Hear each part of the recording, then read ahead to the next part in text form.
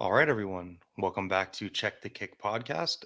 I am your host, Devin, and I just want to get started right away. Let's just hop into it. We're going to start with our first segment, Out with the Old, and we're going to be going over quite a few fights on the weekend. Pretty big weekend this past weekend. But I want to start off with Jared Cannonier versus Marvin Vettori.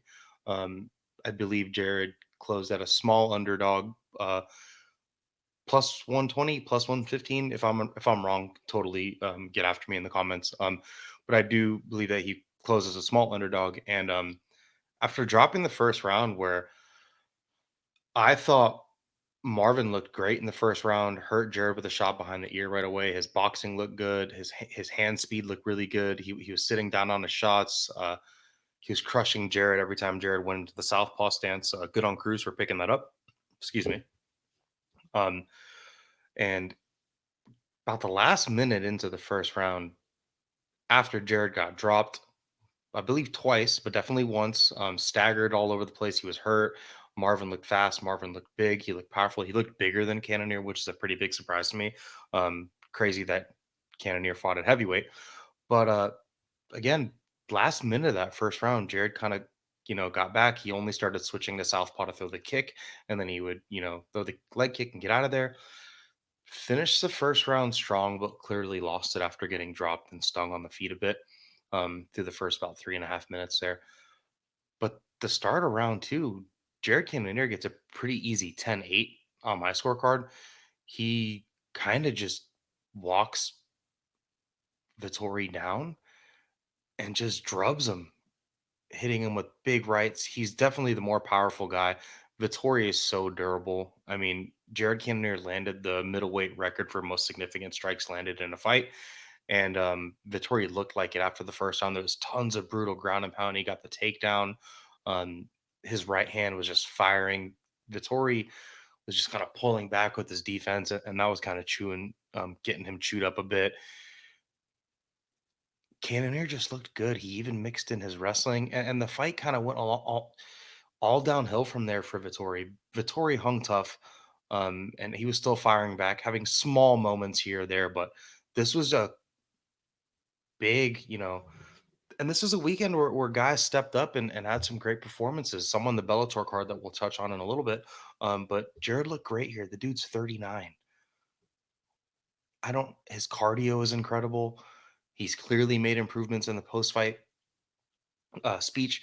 He said that, against Izzy in his previous fights that he did not have enough volume. And then here he goes, you know, fighting the way he fought tonight. And he wasn't even tired on the mic. He wasn't huffing and puffing. Um, Super incredible performance from Cannonier. Um, Vittori is just such a dog too. There was so many moments where anyone else would have. There was shots that he got hit with that I don't know anyone else in that division, quite frankly, could have taken. Like, can the champ take those shots? Like, Vittori got the shit beat out of him. Um, just not what I expected. I was. eh, I did the pre-fight show with Ben, fellow Sherdog associate, and I said basically in the preview that it's kind of whoever is willing to take the front foot, and I said that on my own preview as well. Like whoever was willing to take the front foot should win this fight. And Vittori just conceded to taking the back foot. He did the same thing against Delize and took a lot of big shots for it, but his counter punching was just a little bit better. And Jared seemed to probably hit harder than Delize. Jared hits really hard. I am just shocked. His ground and pound is. He said it too. Like my ground and pound is concussive, and fuck, it's vicious. His takedowns were there when he wanted them. Um, Anyone else in that division that got that pace put on him with that power punching, the kicks, the wrestling mixed in, like that was a performance that for me, I believe that he deserves to rematch Izzy after that. If Duplessis beats Robert Whitaker, he would probably earn a shot over Izzy, especially with all the promotional stuff that Duplessis has been saying with the media. Um, and beating Robert Whitaker is really impressive, but I don't think that's going to happen. And Izzy's already fought Robert Whitaker twice, violently, knocked him out in the first fight, and then had a kind of close fight in the second one that he still kind of clearly won for me. Um, and Jared didn't have the closest fight with Izzy, but he had his moments. And I would rather see him fight Izzy a second time at 39 years old after this performance than Robert Whitaker a third time. Um, Robert Whitaker's probably going to style on Duplessis just based off the style matchup, but I don't see Duplessis and Marvin Vettori on the same level right now. I think a win over Marvin Vettori like this is going to be really hard to beat. Unless Abus just Abus Pian just crushes Sean Strickland, but that's not really likely. Sean Strickland's pretty effing tough and pretty durable, and just a guy that's kind of tough to look good against unless your name's Alex Pereira. Um, don't know what to do with Vittori after this because he took a lot of big shots in this fight. I mean, he definitely needs some time off. This fight became one-way traffic pretty quick too. I was in the Sherdog Slack. A couple guys were all saying that Vittori looked pretty beefy, and after that first round, he kind of seemed tired. Um, and he just didn't have an answer. I'm not gonna say his corner failed him. Um, but what I'm gonna say is I think that he probably should have tried to mix in his wrestling a little bit, or maybe try to slow things down against the cage. They only told him to stop circling away from the power. They didn't give him Marvin Vittori is too well rounded to just kind of get shit kicked on the feet and not try other things, in my opinion. I don't know a kinder or more clear way to say it, but like he has the ability to turn to wrestling, and why not like really press it and really try it. um if he kind of getting eaten up on the feet, maybe the success that he had in the beginning kind of blinded him for what was happening past that. um they both did win 50 grand fight of the night. I'm okay with that. I'd be okay with Jared Cannonier getting a performance bonus. Like, he's freaking 39. Like, what? Like, this is what Glover Teixeira did at this, up a division, and Glover looked way older at 40. Even in his fight with Yuri, than Jared looked against Vettori tonight. Jared doesn't look like a 39-year-old man. He just that alone is incredible. Mixed with his cardio, mixed with his power, his ability to switch it up, his ground and pound might be the heaviest in that division. Um, this ground and pound is freaking brutal, man. Shout out to Jared Cannonier. The dude went back, made adjustments, came back, um, kicked the guy's ass that's fought for the title. That is a title challenger. Just super impressive. Uh, Matchmake for Vittori. He said he wanted to welcome Hamzat to the division. I think that would be a way to expedite Hamzat into the title picture if that's something the UFC wanted to do. I could see them also matching up someone like Ikram Alaskirov. I know Ikram is matched up with Paulo Costa. However, the likelihood of Paulo Costa fighting, it's probably not likely in my opinion. And I could see them maybe trying to match Ikram against Vittori, or maybe even if Ikram beats Costa again. But I just don't know how I feel about that fight happening. And then for Jared, he's probably the biggest Sean Strickland fan and probably the biggest Whitaker fan, and he probably hopes they win boring fights coming up in their next two fights. And I think, Jared should get the title shot. F it. He looked great. He's 39. He's not going to have this chance again. Um, and if you were to figure out a way to beat Izzy, maybe he has a 30% shot, but he's got the power. He's got the tools. Shout out to him again. Moving on to the co-main event was Arman Tsarukyan versus Joaquim Silva. And Arman Tsarukyan won 95% of this fight, except the moment that he got buzzed um, in the second round. He went out there, kind of outstruck him a bit, and then took him down and, crushed him on the ground in the first round. Second round, um, I just don't think, and he's still young, and he's so good. He's such a good athlete, one of the best athletes in the division, just based off, physical athletic ability. I put him next to someone like Michael Chandler or Fizzy over someone just explosive, fast as shit, strong as hell. You can tell when he grabs these guys that he looks smaller than he's just so incredibly strong. Um, and Joaquim Silva's huge. Like he's a giant man for that division, and that's something I think didn't get said enough throughout the fight week up to this fight. But Arman looked great. I don't want to count him getting buzzed in the second round too much against him because even after he got clipped, like right away, he went to his grappling and then just literally grabbed the reins of that fight right back. He might have veered off the road a little bit, but he recorrected and got back on track right away. And there were moments where he was kind of having.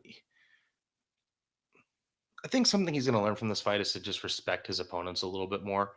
You want to be brash, you want to be confident. These fighters are mentally different than the average person, and they have to be a fighter, especially if you think you can be a world champion. You just have to be kind of, a little bit cuckoo. Um, but I think he just wanted to try his striking, and then he had kind of a lazy clinch game where he was staying around in the clinch too long. I think he's too fast and too athletic to be hanging around in the clinch with someone like Joaquim that's big and strong.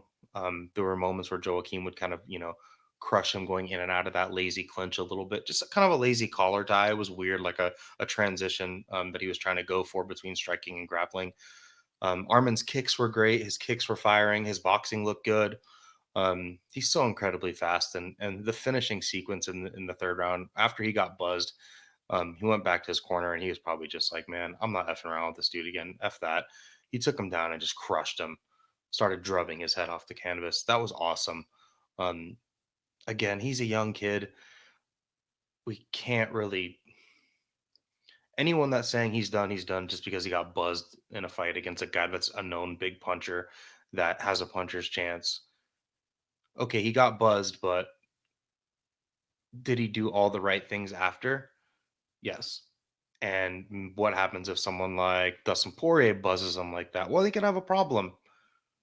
But Dustin Poirier is also one of the best boxers in the UFC and one of the best swarming punchers in the UFC. That's Dustin Poirier, and you don't, he's not in the place to be fighting Dustin Poirier. Quite frankly, he's not, I think he's above the place of Joaquim Silva. However, maybe he wouldn't even think about making those mistakes if you put him in a fight like that. And hopefully this is the lesson that he takes from that, like to just have a little bit more respect for his opponents. And if you find a sliver of success in MMA, just build the rest of your game off of it in that fight. If you there are some fighters that will come into a fight with a strict game plan, and there are some fighters that have things that they do and they kind of just get in there and fight. Um, I believe that you should have a game plan, but I also think your plan B should be an extremely solid plan B to where if your plan A doesn't work, you know, kind of almost right away, you can fall back on that plan B and dominate. Um, and in MMA, if you have a sliver of success or you're just a little bit better in that one thing, you need to just build off of it. And in this fight, his grappling was so much better than Joaquim Silva's. And he knew that. He found that out in the first round. Um, I think he could have just gone out there and crushed him. And he kind of, did screw around and maybe test his striking in the second round. But again, I do hope he learns from it. Good on him. Good win. He's calling for a big fight. Quite frankly, he deserves it. I understand why nobody wants to fight him. He's ranked number 8 on the UFC rankings. Um, I think, pretty sure I saw a tweet where he said something along the lines of, "Hey, Michael Chandler, if you think you're fighting Conor McGregor, you're just as dumb as your fight IQ or whatever that may be." A little bit of a bold statement to make after tonight, but good on him. He's a young kid. I think him and Michael Chandler makes kind of all the sense in the world. Michael Chandler probably won't take that fight, but maybe. Depends on where it is. Maybe like in Abu Dhabi or something. Maybe they can pay Michael Chandler a good bit of money to fight out in Abu Dhabi. Um, if not, if Justin Gaethje loses the BMF fight, Justin Gaethje has talked about retiring, and I have a weird feeling he may retire after that fight. If he loses to Dustin Poirier, you can only imagine how he's gonna look. But if for some weird reason he loses to Dustin Poirier and he decides to stay around in the UFC, I think him and Justin Gaethje may be cool, or maybe him and Rafael Fiziev may be cool. And all of those need to be like a 5 round main event fight. Arman Tsarukyan doesn't need to fight for 3 rounds anymore. If he wants these big opportunities, he needs to fight 5 round fights, and he can do it. You know, I know I said Abu Dhabi. That's he would not be a main event in Abu Dhabi, but if he doesn't fight like in Abu Dhabi, then give him a 5 round main event. Somewhere the UFC seems to be on the road again. Take him to Tennessee or do that shit in an arena in Vegas. I don't know. Just don't do it in the Apex. Joaquim Silva, not much to say about him. He took a fight and lost the fight. Big step up, hurt Arman, still got finished himself. He needs to just fight someone around him in the rankings, wherever that is. But yeah, I don't know how much longer he'll be. Even he probably won't fight again for freaking 6 or 8 months. I don't see him having a fast turnaround. So next, I really want to talk about Manuel Torres. Super impressive knockout, 1 minute 50 seconds against Nicholas Mata. Got kind of buzzed by Mata, but we knew that was probably going to happen. In the pre-fight show I did with again Ben, fellow Sherdog associate, the show he has, I kind of picked Manuel to be just a more durable guy and maybe get hurt and then crush Nicholas Mata with something. Did I think it was going to be one of the best elbow knockouts you'll see in MMA point blank period, like Matt Brown, Diego Sanchez shit? Nope, did not think that. But that's what this was. Absolutely incredible. It was like Mata got struck by lightning. It was like Manuel Torres hit him in the head with Thor's hammer. So fast, so quick, nice short elbow right in the pocket and just cut Mata in half, dropped him right away. Fell just, I mean, again, it was like he got hit by lightning. That's how fast he dropped. Manuel Torres may, it depends on what the UFC wants to do with him. Slow roll this guy. The UFC seems to be in favor of their Mexican fighters lately, and that's great. They should be, because Mexico's a great nation with a tons of great fighters. Um, really wanted to get him out there. That was just a great win by him. That, gosh, go watch it back, guys. Like, that's one where you got to go run the tape back. It's 3 minutes of your life. Just go start from the beginning of the fight. Watch him get hurt. Watch the just almost brawl. They were kind of both just brawling with each other, and then Manuel Torres just got Mata backed up against the cage and just threw that chopping elbow right in the pocket, right up the middle, and just crushed Mata. Um, super, super awesome. On the preliminary card, I want to shout out Alessandro Costa. You know, debuted short notice, tough fight for him against a good guy in Albazi, but came back and, kind of beat the shit out of Jimmy Flick.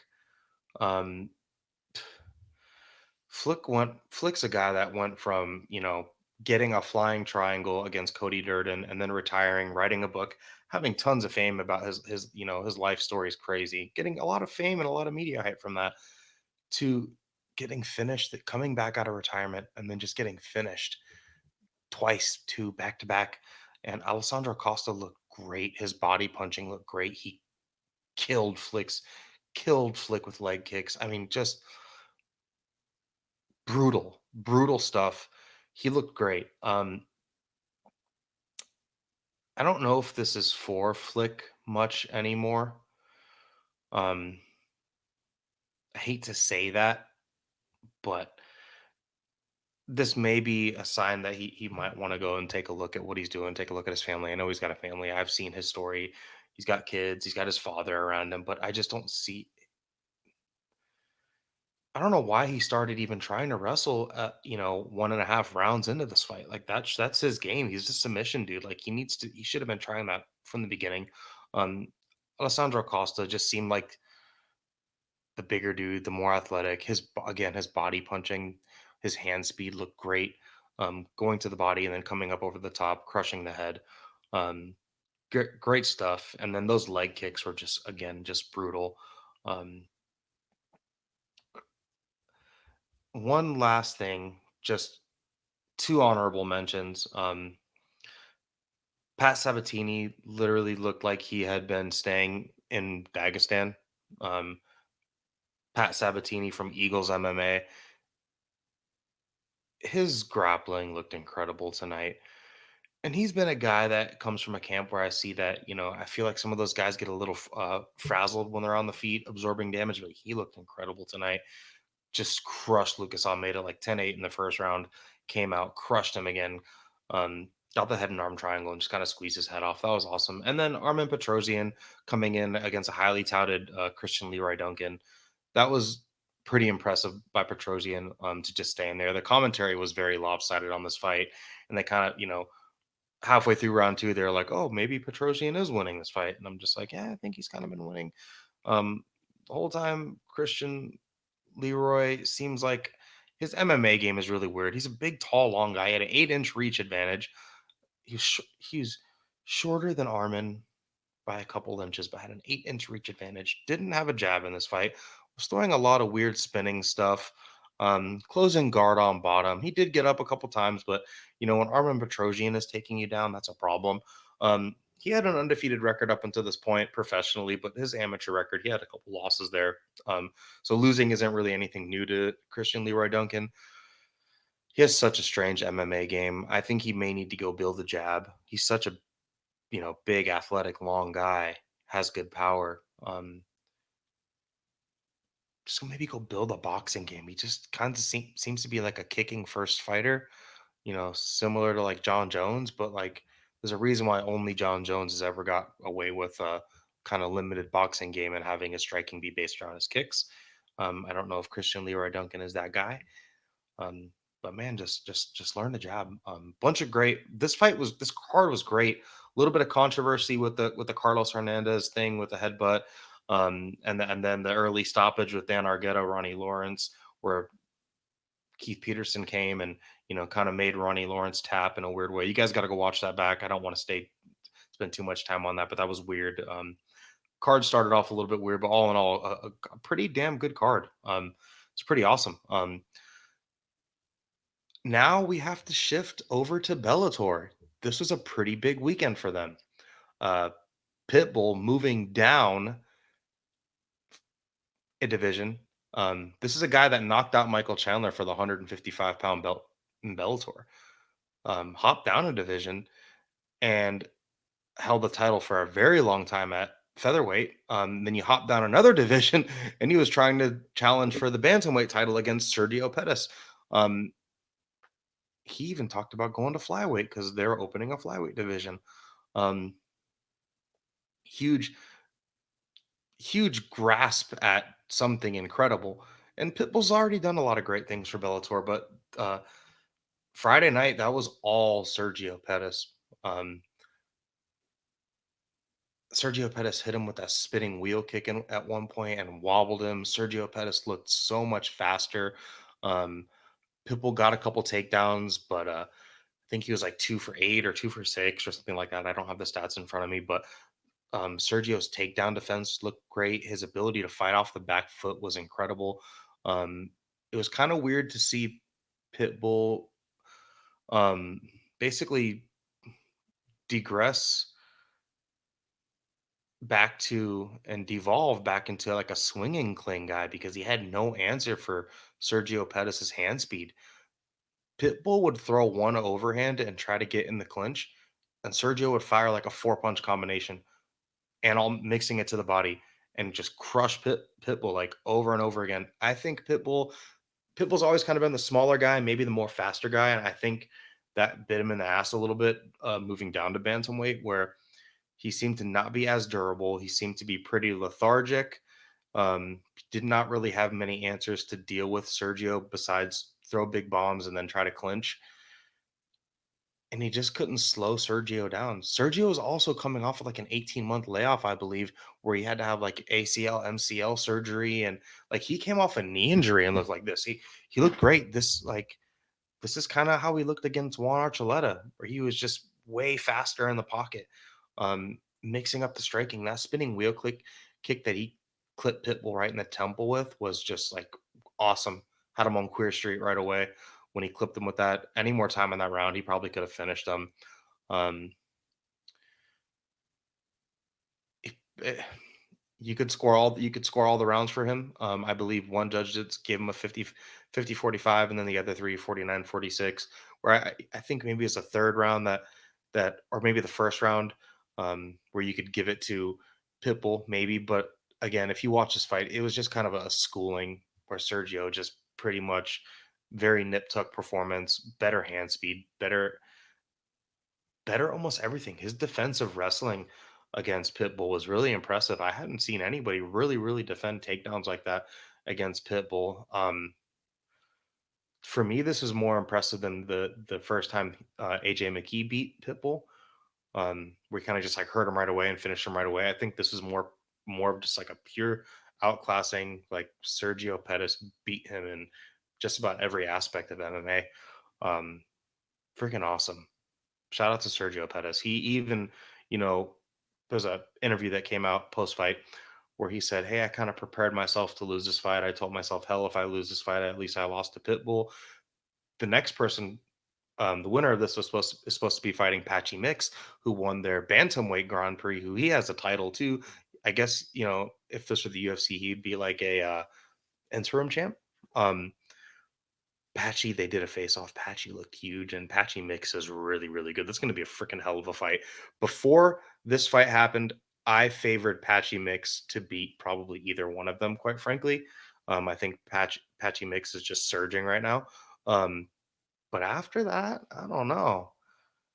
His wrestling defense, Sergio's wrestling defense looked incredible, and his hand speed looked so good. Good power. That's going to be a hell of a fight. Like, those two dudes are great. Um, Those are two guys right now that I feel like could actually come over to the UFC and do pretty well if they were to hop into bantamweight right now. Like, I imagine a fight with Marab Davanishvili and Sergio Pettis. The way that Sergio Pettis looked, it'd be great. Freaking Patchy Mix and Aljamain, that would be an incredible grappling because they have a very similar grappling style. Patchy Mix is huge though. They did a face off him and Sergio in the cage after, and Apache's just giant compared to him. He towered over him, and that back take game Apache Mix is really incredible. Um, and then his knee knockout of Hofion Stotts, that was just beautiful. Um, Yoel Romero lost to Nemkov. Yoel's 46. He looked 46. Still so durable, and he won one round. Um, but Nemkov was just way faster. You all had no answers. He even resulted to like salsa dancing and, you know, doing the drunken fighter, rolling around. He had no answers for Nemkov. Nemkov was kind of firing on all cylinders. Um, Nemkov even stated in his post fight interview that he hit Yoel so many shots he doesn't know how he doesn't know what his head was made of. Um, Yoel shouldn't be fighting for titles. Like, I get what Bellator is doing. He's like their biggest star, one of their biggest stars. Um, but like, he shouldn't be fighting for titles. Just put him in fights where he's 46.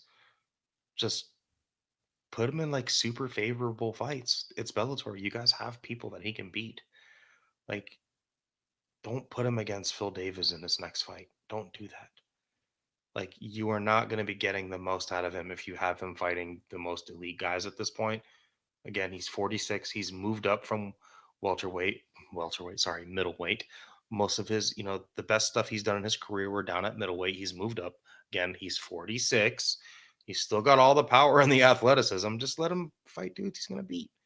And if they beat him, shit, maybe it's time for him to go. But give you a super favorable matchup. Nemkov, Corey Anderson looked great against Phil Davis. I think they should just fight a third time. Corey Anderson looked great in their first fight, was on his way to winning, in my opinion. And then, Nemkov, made the right adjustments and came back and won. Uh, Won their second fight. Give Corey Anderson another shot. There's no one else there anyway.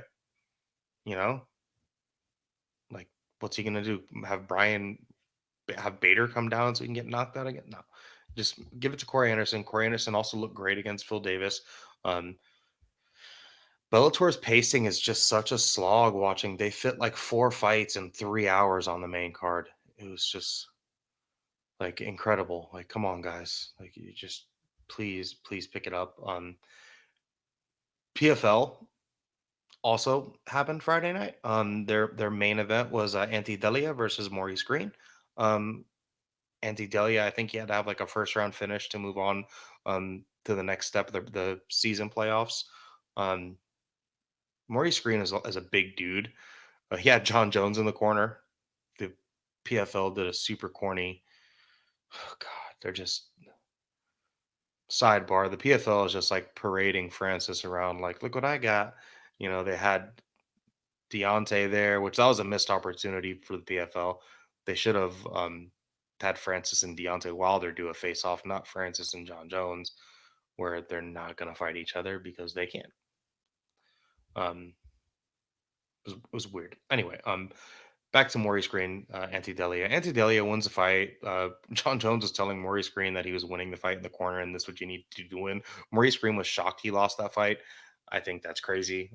Bro, you kind of lost that fight pretty clearly to me. He did have a good start to the fight. First round, Anti Delia just seemed like he needed to kind of get woken up, and maybe Anti Delia didn't want to move on to this. It was weird. Not much to talk about there. It's PFL matchmaking. It's weird, and I just don't think their roster is big enough. Like, there's so many of the guys that are already fighting 2 and 3 times. Um, freaking, they're one of their most impressive fighters right now. Freaking Larissa Pacheco, and she did Larissa Pacheco things to Amber Lebrock. Only took her like 50 seconds. She crushed her. Larissa Pacheco at 145. She's made so many improvements. I want to just pull up her record really quickly because this is something that it needs to be talked. You know, something that needs to be talked about. She was in the UFC and she was like 20. She was really young. Um,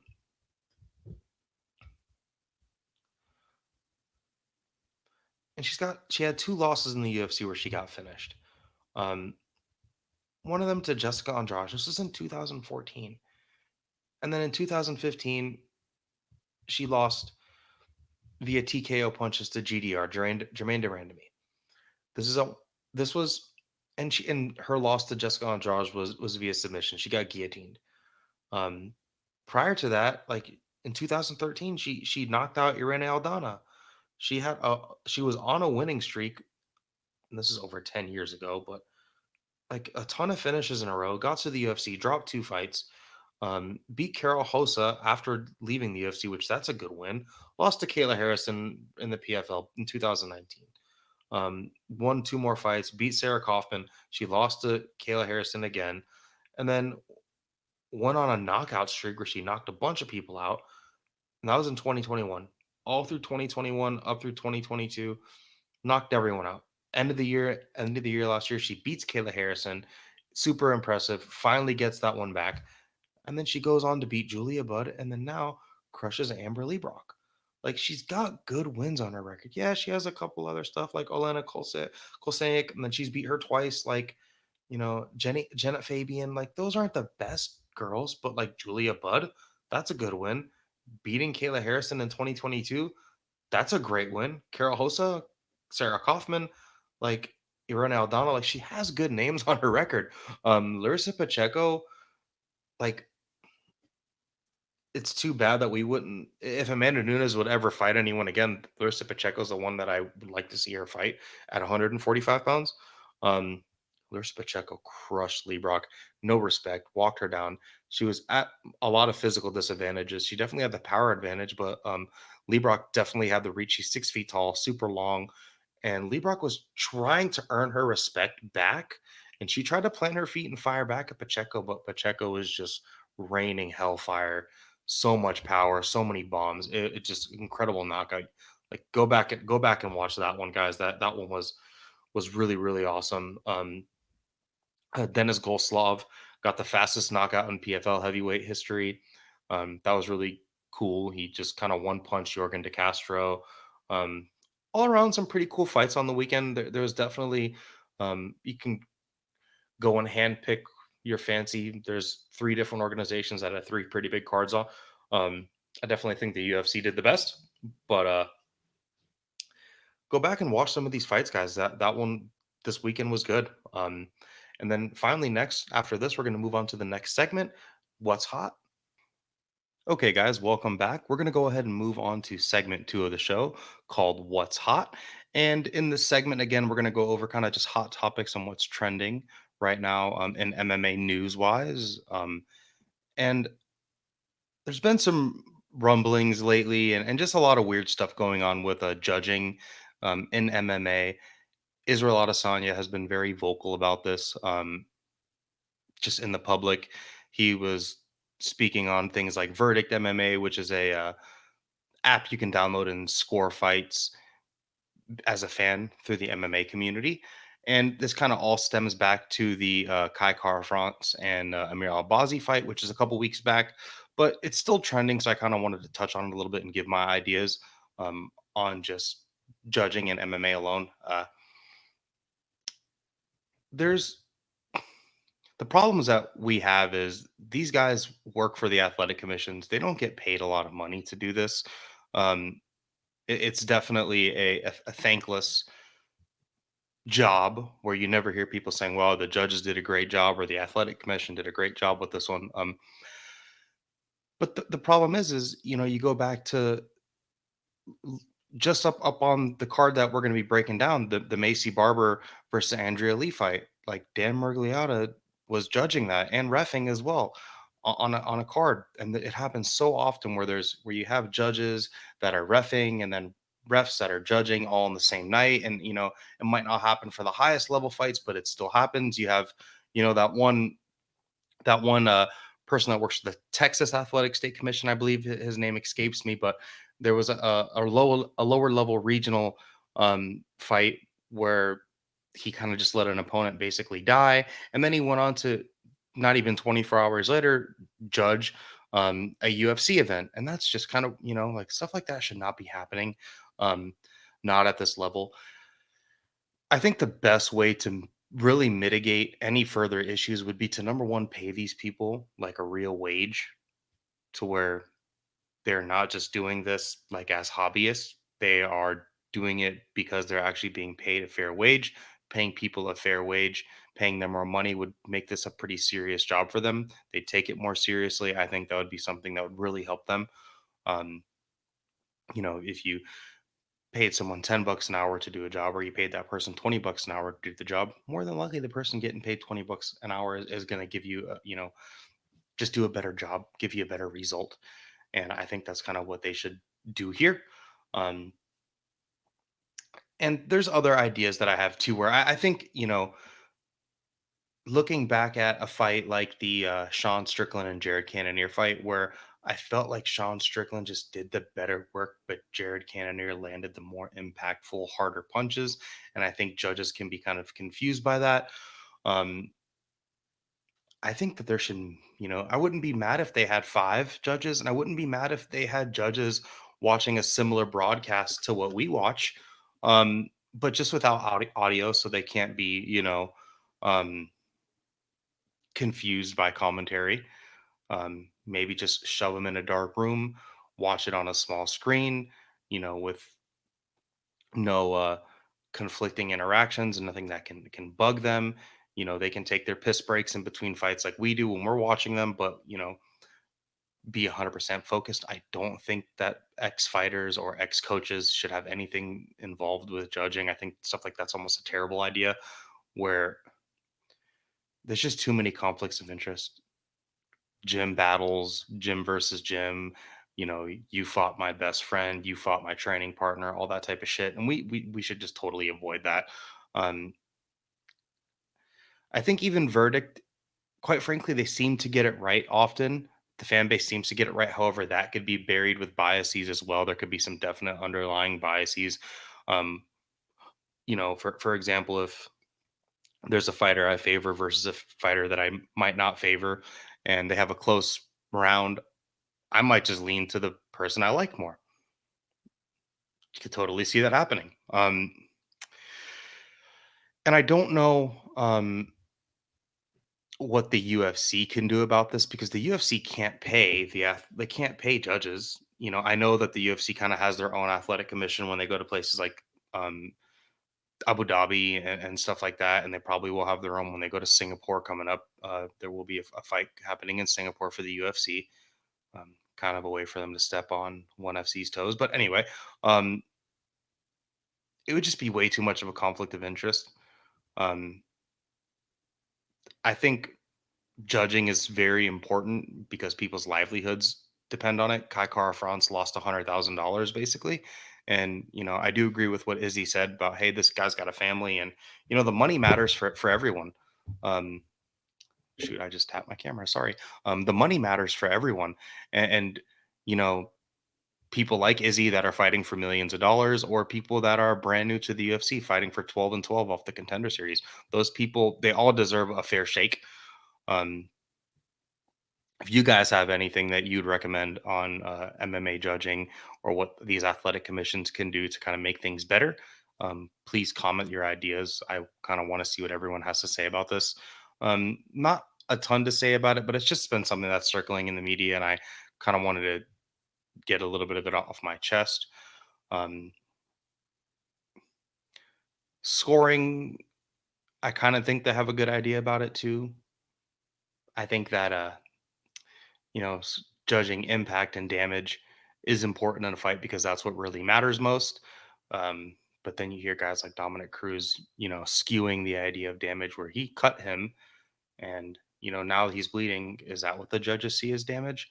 And I'm not sure. I think it's discretionary. Unfortunately, I think every single person has their own idea on how they read the rules and how they need to, enforce the rules and the scoring and everything like that. And that's kind of, every person's going to be different.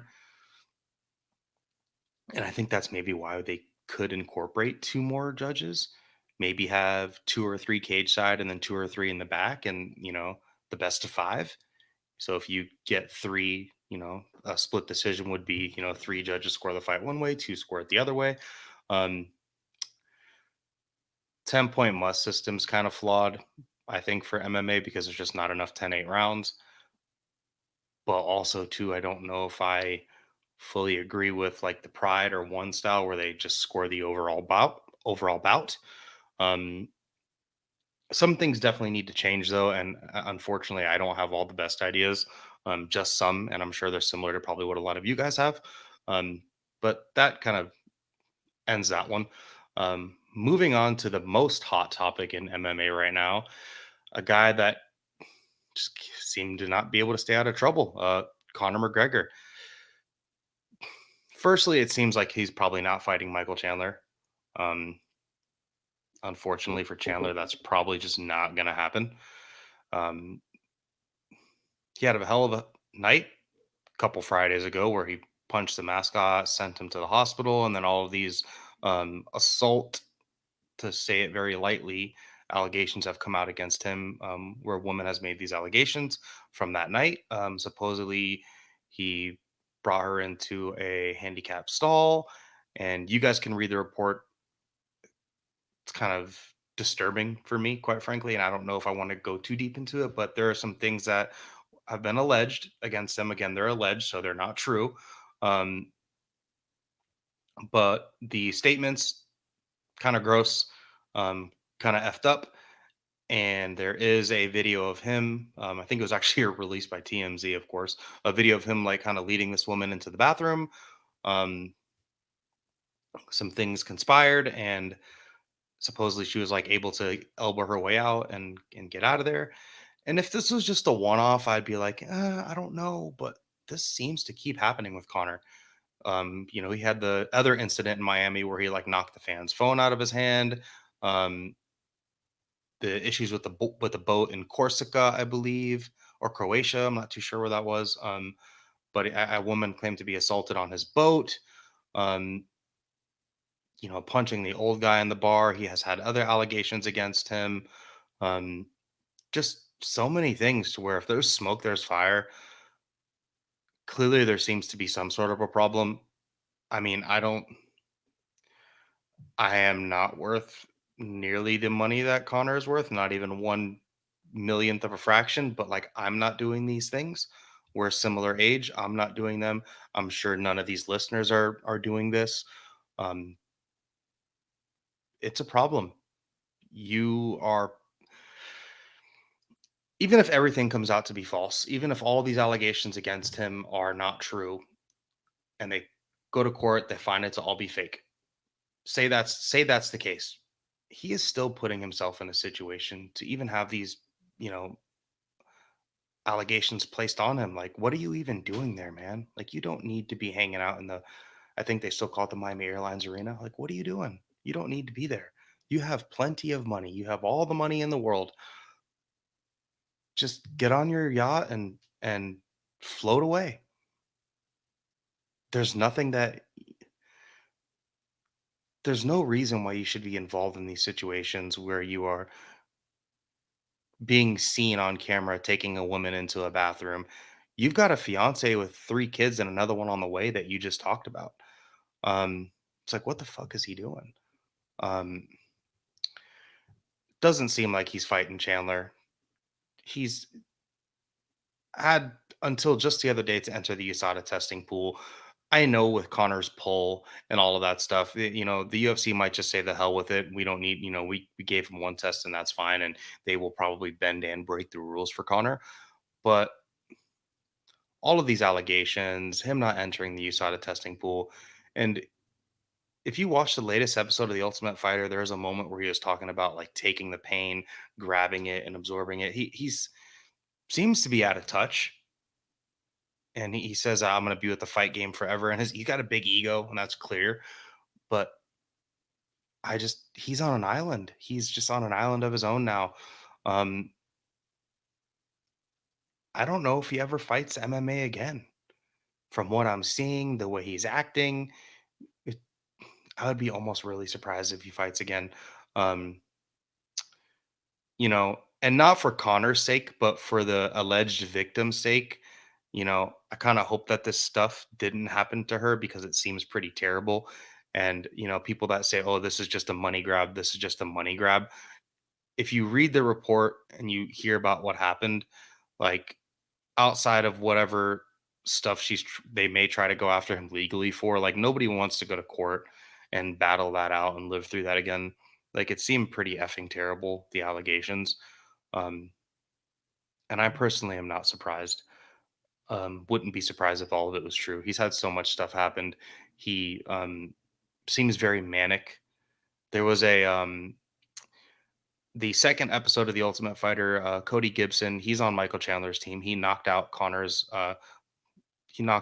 one of Connor's guys. He hit him with the jump knee and flattened him. Impressive performance by Cody Gibson. But looping back to Cody, what he said, there was an interview that got posted where he was talking about Connor in the house, and he's like, one night he'll be up till crazy hours partying with, the guys on his team that he's coaching. The next night he's acting normal. One day he's this, one day he's that. And Cody Gibson said he kind of reminds him of someone that suffers from like a bipolar disorder.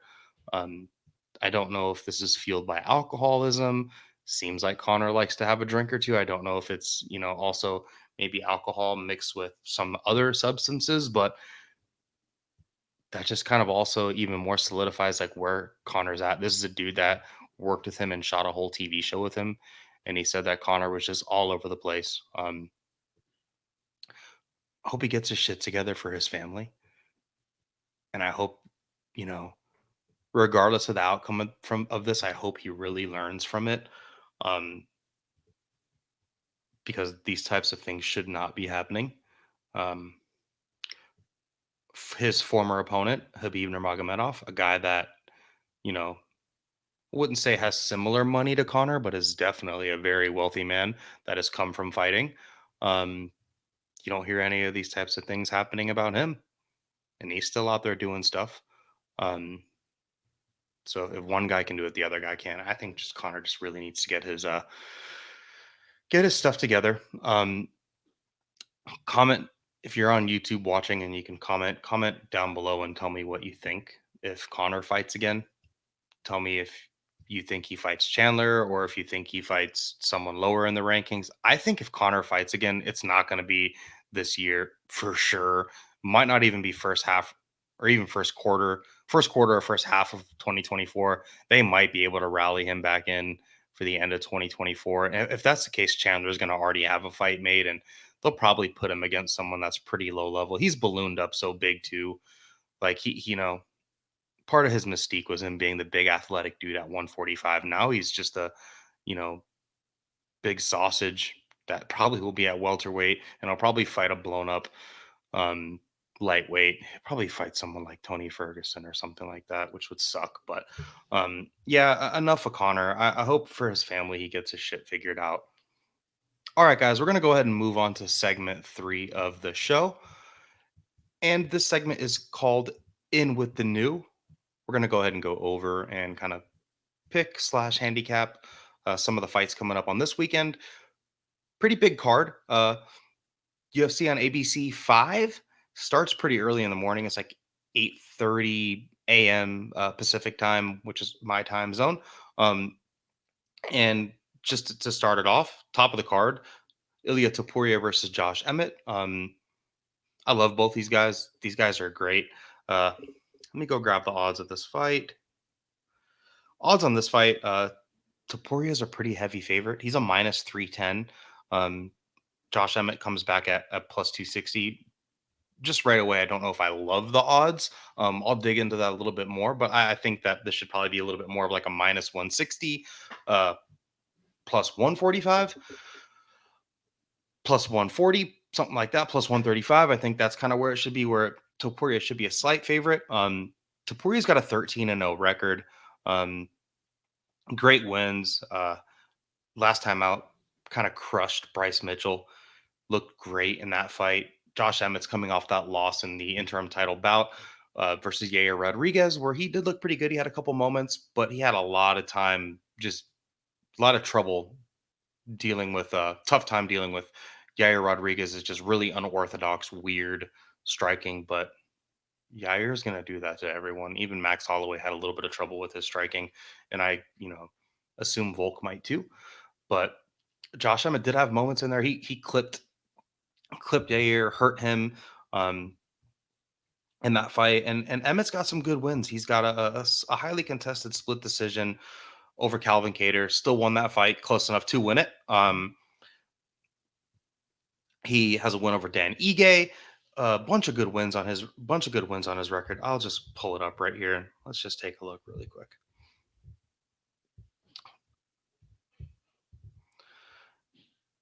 Before that, Shane Burgos. Before that one, knocked out Mirsad Bektic, and then the very viral knockout of him knocking out Michael Johnson. Pretty crazy comeback from that too, because he suffered a very vicious knockout loss to Jeremy Stevens. I think everyone remembers that. He had to get like facial reconstructive surgery, knocked out really bad, broke his whole face, and not many dudes would have came back from that. And for him to come back and go on a win streak, he won 5 fights in a row after coming back. His problem was he just never fought enough, and he's an older fighter now. Was he 37? Let me see.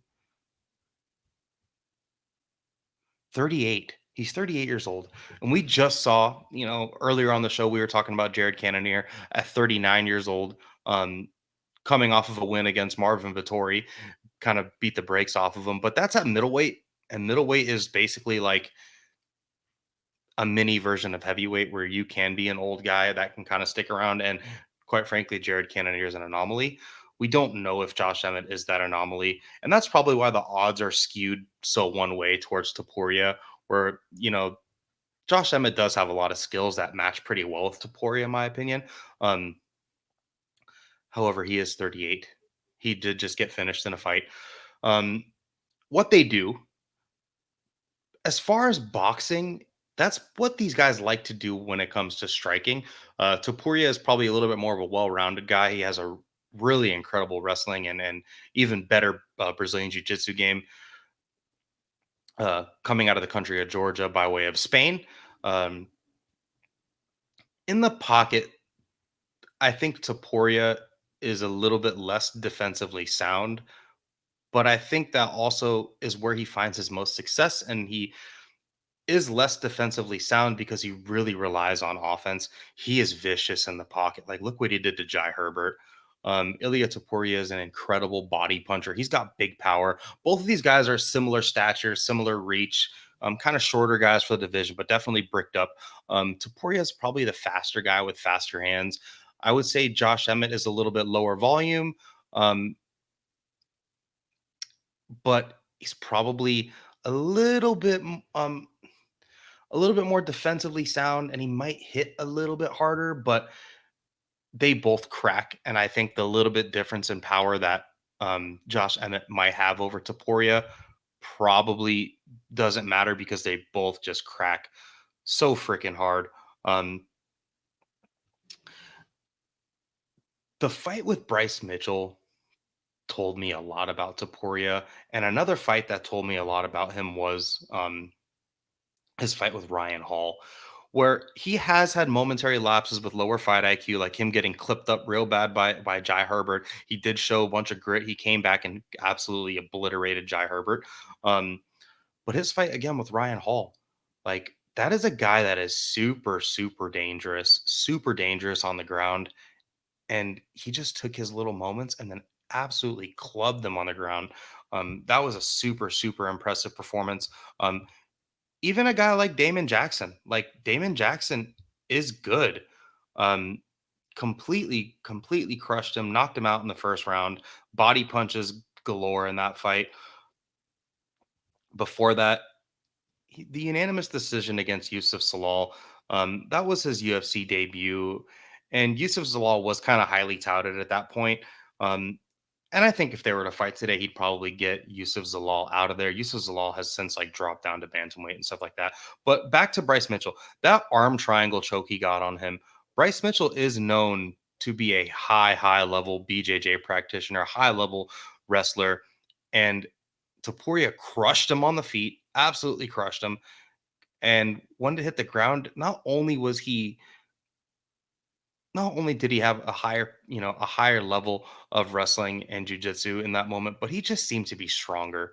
There were moments where he would just kind of fold Mitchell in half and beat the shit out of him, and then got him in an arm triangle from top. Just a typical big, strong, athletic guy type of submission. Something that you see someone like Islam do to people. Topuria is just a wrecking ball. He is durable, shown that in the past, super durable. Do I think he can take big punches from someone like Josh Emmett? Probably not, but I don't think anyone can really take big punches from someone like Josh Emmett. He's a super concussive puncher. Josh Emmett, coming from Uriah Faber's camp, he's got really good wrestling. That's what he came up as, but he's 38. He hasn't wrestled in a long time. He did wrestle a little bit against Yair, but that was one time and recently where we saw that wrinkle and he kind of did it out of desperation. Um, Good anti-wrestler as well. I think if Topuria presses the wrestling against Josh Emmett and he gets Josh Emmett on his back, Emmett could have problems. I think punching in the pocket is going to be Josh Emmett's um, probably most successful place where he can, use hooks to try to line up that big overhand that he has. His overhand is devastating. Go back and rewatch that Michael Johnson fight where he just freaking killed him. Um, and he's hit so many people with that shot. Um, but if you look at the Dan Ige fight, Dan Ige is super durable. No one's ever got Dan Ige out of there, but he was hitting Dan Ige with that shot, and Dan Ige was able to absorb it. Ilia's footwork is also really good. His boxing, I think, just getting in and out, using angles, L stepping, things like that, is better than Emmett. Both of them are kind of front foot guys, but I would say that Josh Emmett is definitely a little bit more willing to take the back foot. Um, Ilia Topuria kind of reminds me of someone like Arman Tsarukyan, a young guy that's just super high leveled, super athletic, got good power, good boxing, good jujitsu. I think the more Ilia grows and fights these guys up higher in the division, he's just going to really hone his fight IQ and really hone his abilities and just kind of stick to what he's good at. And for him, he's good at everything. He's a great boxer, super big power too. And you don't see many guys that can have a plan A and plan B be so close to each other. Um, I almost wish Ilia would lean on his grappling a little bit more. And I think he's going to have to lean on that. This is a 5-round fight. We haven't seen him fight 5 rounds in the UFC. Um, The way I see this fight going is I could totally see Josh Emmett them getting into the pocket, Ilia winning a lot of exchanges in the pocket just because of his superior hand speed. But I could see there being moments of defensive lapses where he's relying on his offense too much and he might forget his defense, where Emmett could line him up and crack him. But I think Topuria can just kind of put the pressure on him. Um, can kind of put the pressure on him, mix up his grappling. I think if he can land those body punches, uh, Emmett has shown to be durable. We saw Yair really hurt him to the body with kicks. But there was moments where he was like folded over with body shots, and I think Topuria is an incredible body puncher. Maybe mix some body punches in there, really take the wind out of Josh Emmett's sails, and then at that point, really press your wrestling. Just be careful striking with someone like Emmett. But I'm gonna lean Topuria in this fight. I really like Topuria too. I love his game. He is a guy that can be a threat to Volkanovski and any of those dudes up there. Um, but I would not be surprised. We have seen Topuria hurt by Jai Herbert. I would not be surprised if Emmett, loses 2/3 of the boxing exchanges, but then just clips him. Josh Emmett absolutely cracks, and he could send you to the land of wind and ghost. That's not a dude you want to get hit by. Kind of crazy odds again. Ilia Topuria minus 300, 310. You know, uh, definitely one to watch. Next fight I want to talk about is the Amanda Ribas fight versus Maycee Barber. Both of them coming off of wins. One of them coming off of a really impressive win. The other one coming off of a fight that not a lot of people think that she won. And I talked about this in the second segment. We were talking about MMA judging with Dan Mergliotta, who is a known ref, but he was switched into a judging role for some reason, and he scored that fight for Maycee Barber. That fight was against Andrea Lee. I personally thought Andrea Lee won the fight, and I think if you go to MMA decisions, eight people eight people scored it for Lee, and was it nine scored it for Barber, or whatever. So basically split down the middle if you go to MMA decisions. But that's highly contested, and this is kind of similar to Maycee Barber's fight with Miranda Maverick, where she won or lost the decision, however you guys see it, but close either way. Amanda Ribas, though, that fight she had with Viviane Araujo, super impressive. Viviane is a very large, muscular, super physical woman for the division, and Ribas has moved up from strawweight. Ribas had a lot of success in the striking in this fight. Still defensively flawed. That's Ribas's number one issue is her striking defense is poor. And it's not only is it poor, but she's one of those people that can get rattled pretty quick on the feet where, she's confident and she'll bite down and go. She's tough, but she seems to be someone that just does not wear shots extremely well. Punches, seem to bother her as they would probably bother me. Sorry, sip of water. Um, but she kind of just boxed Viviane's ears off, hurt her multiple times, looked great there. Um, looked really impressive in that fight. And do I think that getting on the front foot against someone like Maycee Barber, who also likes to get on the front foot, could get her in trouble? Maybe, but I don't think number one, Barber really struggles with range. She's known to be one of those girls that will, you know, do a lot of hayas, someone like Caitlin Chikagian at range, where she throws a lot of strikes from just too far away. Um, and I don't think she's nearly the counter puncher someone like Ribas is. Sorry, that Marina Rodriguez is. Uh, the odds on this fight, let me look real quick because I had them down when I did my write ups for this, but they seem to have shifted. So I will refresh. Okay, odds on the fight. Ribas actually has grown a little bit of a favorite here. She's a minus 170. Mind you, I am recording this on Sunday, June 18th. So these odds are definitely subject to change and probably will change. Barber comes back at plus 145. I agree with the odds on this fight. Ribas has dealt with really physical opponents prior to this.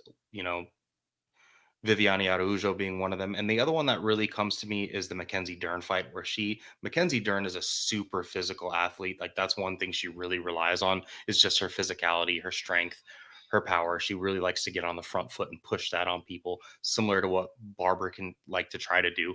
And she just outworked, out grappled, kind of crushed Mackenzie Dern. Um, and I see her probably just doing that to Barber. Barber likes to take the front foot, push forward, throw combinations, get people up against the cage, crush them on the cage. She has pretty good kicks. I don't like Barber's striking defense like at all. She keeps her head straight up and down. She'll try to pull back on shots. Um, and Hebus is pretty heavy-handed. Like that showed up in her last fight. And her plan B, her grappling is really, really good. Um, do I think Barber will try to take the front foot? Yes. Do I think she'll probably get tagged up with shots that are going to be harder than she expects from Hebos? Also, yes. I can see again Hebos walking onto shots because she just pressures forward and her defense is poor. But Barber doesn't have the best striking defense. And if you look at, Barber's finishes, like her finishes over Jillian Robertson, those are girls that can kind of be. Jillian Robertson is a grappler. She's not a comfortable striker. She does not wear damage at all. And she's kind of willing to take the back foot. JJ Aldridge had a lot of success against Maycee Barber. But Maycee Barber also made her wilt against the cage and, stopped her with a barrage of punches. I just don't see Hebos doing that. Hebos is such a willing front foot fighter, almost to her detriment. But I just don't think Barber's going to be able to make her pay for it. Um, I want to take a look at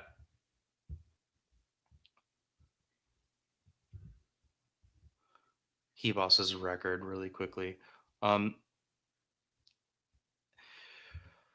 it, her loss to Caitlin Chikagian, that was via split decision, May 14th of 2022. So it's been over a year since that loss. And then she did lose back in 2021, but again, that's over 2 years ago to Rodriguez. Before that, Paige Van Zant arm barred her, beat Randa Marcos. That Mackenzie Dern win was impressive. She's just looked great all throughout her UFC. The only stain on her record is that Marina Rodriguez loss. Um, Maycee Barber did kind of get outboxed and beat up by Grasso, but Grasso has shown, Grasso's the champion of that division. The biggest stain on her record is that Roxanne Modafferi fight where she kind of, blew up her leg and was losing pretty cleanly up until that. Um, and then took the microphone and was pretty gross on the mic. But again, like Marina Rodriguez is not Hannah Cyphers. She's not JJ Aldridge and she's not Jillian Robertson. She is just as good of a grappler as Jillian Robertson, but she's a way better boxer. We'll get on the front foot. I see that Marina Rodriguez is Amanda Hebus's jab just kind of giving Barber a lot of problems. Barber's not going to be able to get on the front foot. I could see Hebus also mixing in her grappling.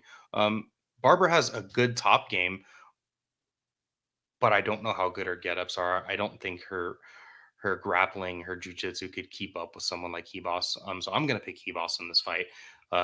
Do I think Hebos might get touched up a little bit? Yes, because she does in every fight, but that's just what makes it fun. Two favorites in a row. Geez. Um, last fight I want to go over is one that's all the way down on the prelims. Like it's the second fight after the curtain jerker, but it's a Tatsuro Taira, 23-year-old from Japan, versus Clayton Rodriguez, the 27-year-old from Brazil. Tatsuro Taira, another guy that's got a 13-0 record. Pretty impressive. Young kid. Clayton Rodriguez, he's 27 again with an 8-2 record. Arguably, those two losses, they both come via split decision, one outside of the UFC, one against CJ Vergara, which is a similar opponent that they both have.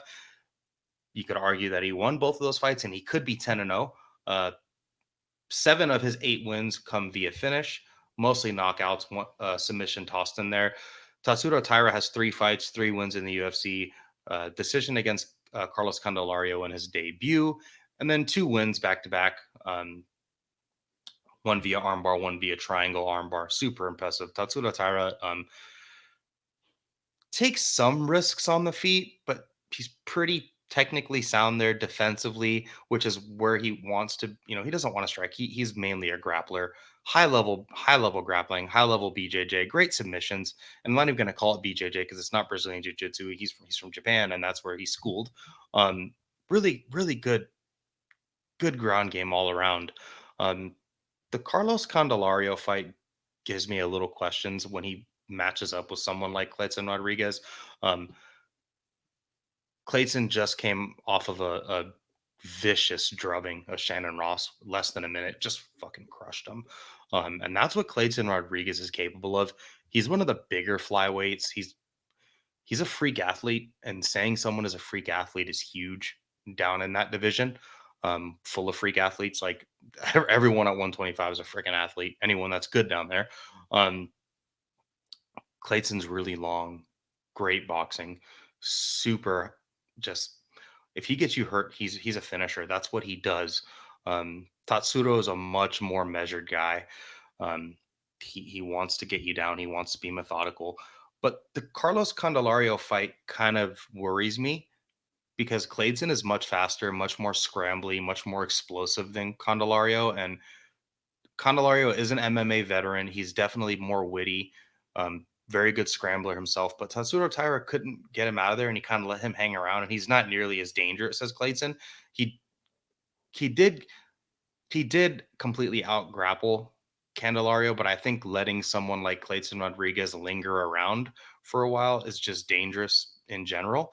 Um, Odds on that fight is Clayton is an underdog. He's a plus 250. Tatsuro Taira coming back at minus 300, so another big 3-1 favorite.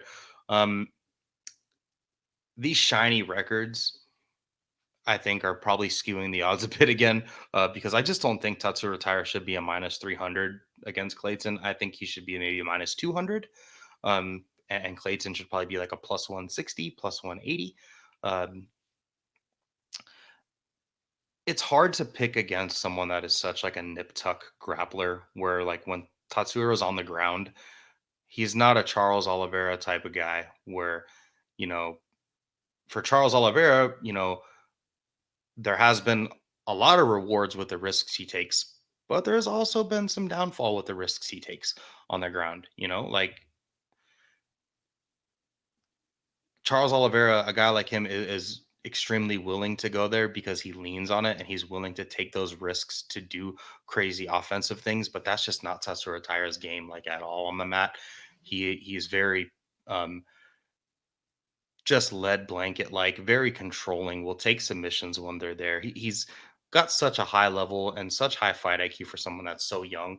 And then him being from Japan, the UFC definitely seems to be getting behind him. I don't know if this is the most favorable matchup for him. I think they should have matched him up with someone like Jimmy Flick or something, something like that. Or maybe, you know, Zalgas Zumagulov is fighting before him on the curtain jerk, or maybe match him up with someone like Zalgas.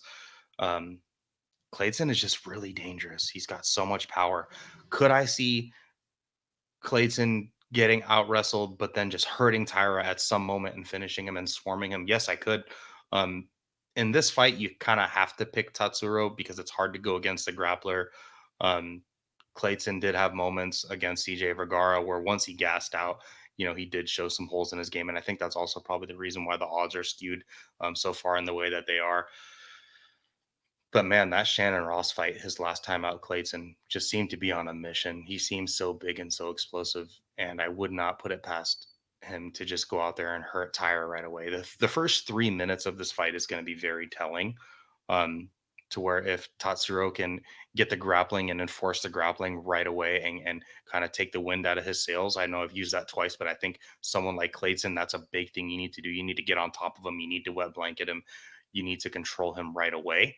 And then once he gets tired, you can take him down, force him to make a mistake, and then maybe choke him out. Um, Two arm bars in a row for Tyra is really impressive too, especially in the UFC. Like you just don't see arm bars in men's MMA very often, especially at flyweight, which has got a ton of high level guys, especially in the UFC. Just crazy. The kid's good. This is a fight to watch, guys.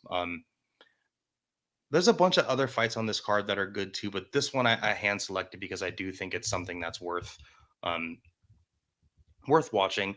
Real quick, I'll just grab the card and go over a couple other fights that I think are worth watching. Brendan Allen versus Bruno Silva. I was gonna go over that fight with you guys, but I figured, everyone listening to this knows who Brendan Allen is, knows who Bruno Silva is. They're the ones that are opening the main card. Um, Great fight there. Before that, Neil Magny versus Phil Rowe, like the two tallest dudes at welterweight. Um, Austin Lane is making his UFC debut, and the UFC is going to try to push the hell out of him because he's a former NFL player. He's fighting Justin Taffa. Justin Taffa's probably going to knock him out. Randy Brown is back. Did they just get all the tallest welterweights and put them on one card? um, Randy Brown's fighting Wellington Turman. Wellington Turman is making his welterweight debut. He's moved down. Tabitha Ritchie versus the aforementioned Jillian Robertson. That should be a good fight.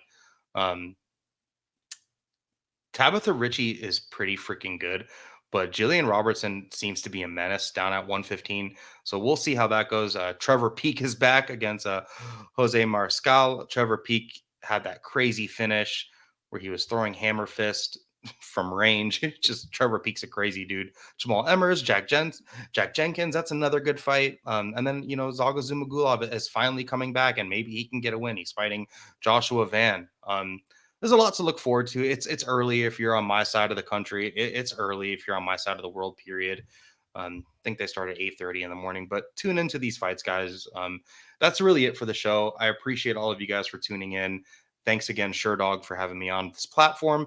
If you guys have any questions or anything to say, and you're watching this on YouTube, please go ahead and comment, like, subscribe, do all those things. I'll get back to you guys in the comments. And then I hope you guys have a wonderful week. Happy Father's Day, late, because this is going to drop on Tuesday, but this is on Father's Day. So happy Father's Day, and enjoy the fights.